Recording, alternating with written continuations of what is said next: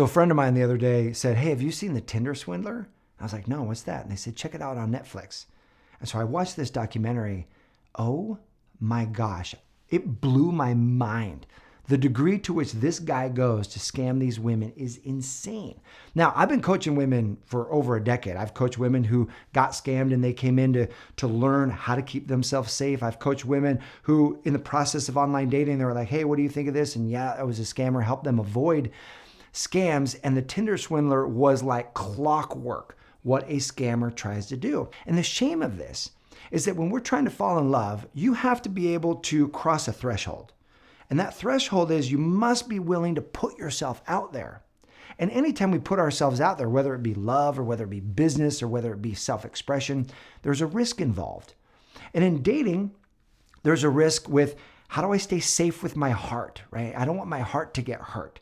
There's a risk of how do I stay physically safe? I don't want to get physically hurt. And how do I stay financially safe? How do I keep my finances safe? And the good news is in every one of those scenarios, there are ways that you can keep yourself safe.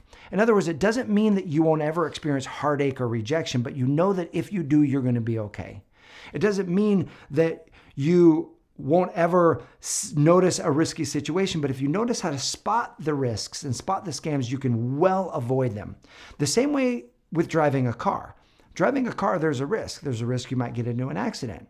But you know that you can spot danger coming your way to a degree where the risk is low enough that you're willing to drive. You're not going to let that risk keep you from living the life that you want. And so today I'm going to share with you the common components that are these red flags that you might be in this toxic relationship or on a toxic date. It's like putting a seatbelt on so you can keep yourself safe and never fall into a scam or a Tinder Swindler-like experience. Check it out.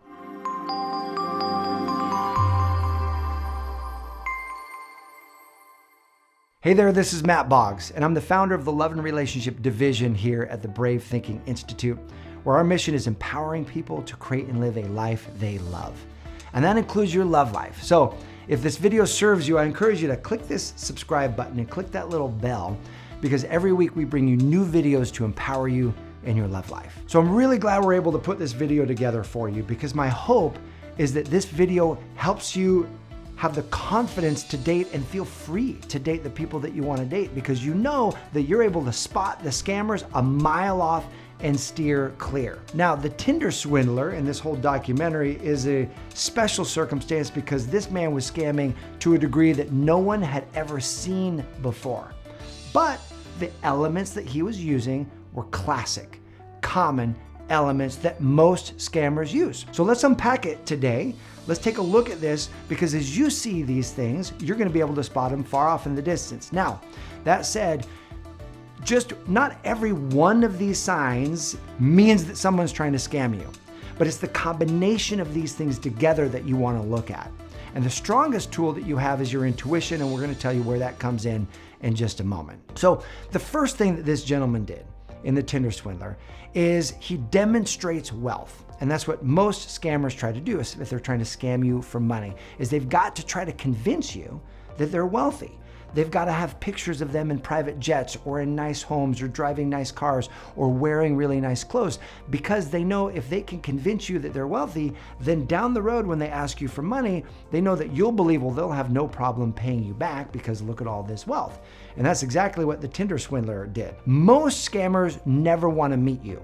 They'll play on your emotions online, over the phone, over text, on phone conversations. Most of them never even want to meet you face to face. This dude in the Tinder Swindler, this man not only met the women he dated, he took them on private jets. He flew them on vacations. He put them up in hotels. That's why this was an extraordinary circumstance. But what he was trying to do was demonstrate massive wealth, because in a moment he was going to ask them for massive amounts of money. So if you're meeting somebody new and there's an extreme demonstration of wealth, or they're going out of their way to let you know how much they earn and what they do, that could be a red flag. This brings me to the second phase of what scammers typically try and do, which is the second red flag, and that's that they will love bomb you. They get really intense with their emotions really fast. They'll jump to saying how much they care about you. In the first few days, they're super present, they're open, they listen, they're interested in you, and they'll get vulnerable. They'll share some vulnerable things with you to have you open their heart, because they know that the only way you're going to give them money is if you really care about them. So they try to love bomb you, and it's them diving in the deep end of the relationship real fast. And there's a part of you that thinks like, wow, this is out of the ordinary. Like, most people don't do this. But what they're preying on is that part of us where there's a part of us that's the hopeless romantic, right? The part of us that wants this love story, that feels like when we finally meet the one, we're both gonna fall in love with each other.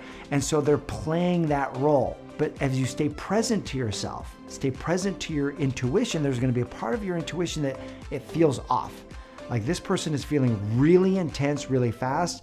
Is that possible? Allow that to be a red flag for you, and to stay alert and aware. Because phase 3 is where they harness that intense emotion and they move it into early commitment.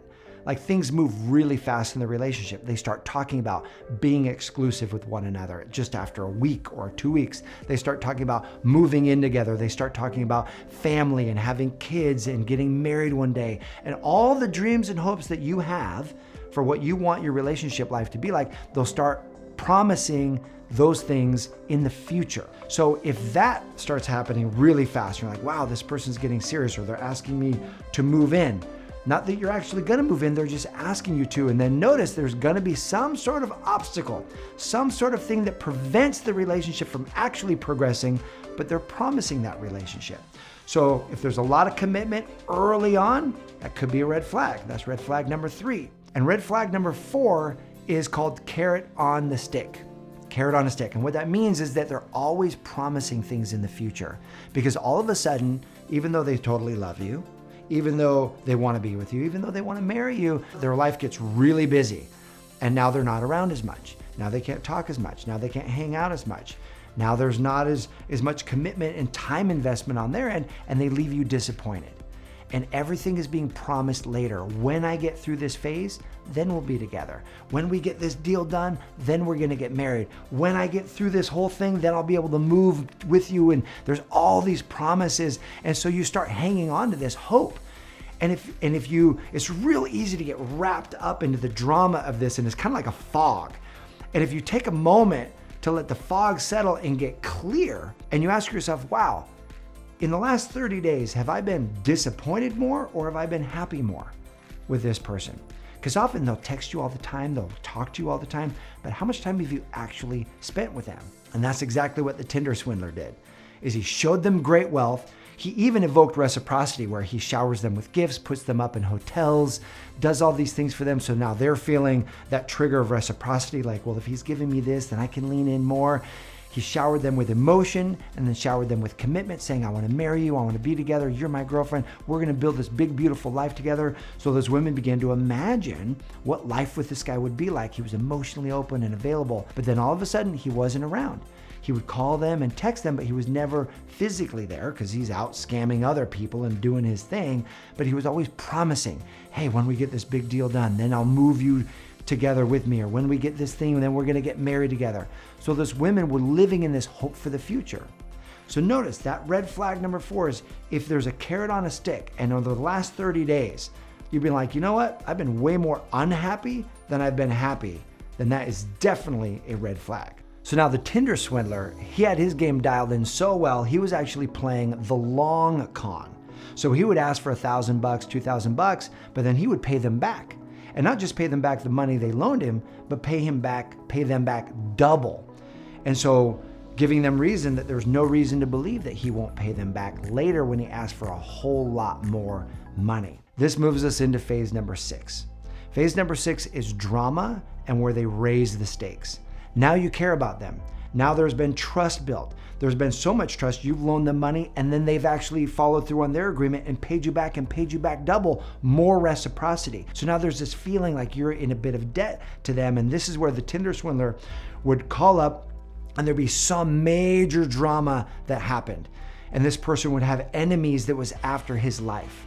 The greater the stakes, the greater the chance that He knows that you're going to come to his rescue. And so in the Tinder Swindler's example, he had enemies that were after him. They were going to kill him if they knew where he was. So he couldn't use any of his credit cards. He couldn't use any of his finances. And he needed her to open up an American Express account in her name and send it to him for him to use, but he's going to pay her back everything that he owes her. And this is the tipping point. He would even have women pull out loans, $20,000, $30,000, $50,000 loans, just to get deals done because he couldn't use his bank accounts. They were frozen, couldn't use his credit cards, and he was tying that favor to the future promise of being married. Hey, we're partners. We're going to be married one day. We need to be operating. You're going to be a part owner in this business. We need to operate as business partners. And so the women were like, yeah, okay. And they leaned in and they overextended themselves. Now, when you think about it, this is actually really common for toxic relationships because toxic people love to use drama for excuses for bad behavior. Maybe you've been on a date and it can't just be that someone's late. There was this huge accident on the freeway and they were so scared and all this stuff. And they try to make you feel bad for them so that you'll give them a pass on the bad behavior. Or they said they were going to follow through and they didn't follow through. And oh my gosh, I lost my phone and I was so scared and I couldn't get through and I needed to do this. Or I'm going to get fired from my job if I didn't get this done. And that's why I didn't follow through on my promise. There's always some sort of drama. So if you notice a pattern of drama to cover up excuses, if there's always this pattern, then that is a major red flag. And you want to remove yourself from that relationship as quickly as possible. And all of this builds up to this common theme that they're the victim and they need you to save them. They need your help. And if you won't help them, then they apply a guilt trip on you. What do you mean? I love you. We're in this together. We're going to be married someday. And they use all that leverage that they've built in the beginning of the relationship, pouring love and affection on you, giving you gifts, pouring time into you to then later try to cash it in through guilt and through manipulation. So if you feel that you're being guilted, if you feel that you're being manipulated, if they're asking you for money, if they've done any of these red flags, it's a moment for you to say, whoa, whoa, whoa, whoa, and put the brakes on this relationship. Take a step back and reflect and look at the entire story. So often when we're in a relationship, we just look at the facts they're presenting us in that moment, and there's drama and there's urgency and it has to get done now. Those are red flags. You will know as you start to see these things a mile off. Someone starts to love bomb you. Someone wants to commit way early and you're like, well, let's slow things down. And you slow it down and you take a pace, and then all of a sudden they disappear because they know they can't get to you. If they can't cause you to jump into the relationship super fast and fall in love super fast and overcommit super fast, they're like, oh, this person's got a good head on their shoulders. I can't scam them. And so you're able to see these things way far off. You're able to maintain your pace. You're able to maintain your center. You're able to maintain your groundedness and scare off the ones and avoid the ones who are not right for you so that you can stay open to the men who are right for you. Because here's what I would hate to happen by this movie, The Tinder Swindler, being out there, or for you to hear horror stories of people getting scammed online, is for you to say, you know what, I'm not going to put myself out there because I might get scammed. That's the same as saying, I'm not going to drive. I'm going to stay at home my entire life because I might get into a car accident. Well, you're not going to surrender yourself and be controlled by outside influence. There might be something bad that happens. You're going to claim the freedom to say, no, I'm capable. I'm enough. I know how to keep myself safe and protected to live the life that I want to live with freedom. And I was so inspired by the woman at the end of this documentary, one of the women who were scammed, because she got back on Tinder. And the documentary filmmaker was like, you're getting back on Tinder? And she was like, yeah, this wasn't Tinder's fault. It was this jerk's fault. And I'm not going to let him rob me of creating the love story that I ultimately want for myself. And she's keeping moving forward. And I love that attitude. Now, my question for you is, what signs have you seen that show the person that you're interacting with is a scammer? What have you experienced? Go ahead and put that in the comment section below, because what happens is as we share these experiences, it empowers all of us. It expands our awareness so that everyone can see those scammers coming a mile away and they can steer clear. So they can date with the freedom that they want to date with and ultimately fall in love. So go ahead and share those now. I appreciate you. I hope this video serves you, and I'll see you soon.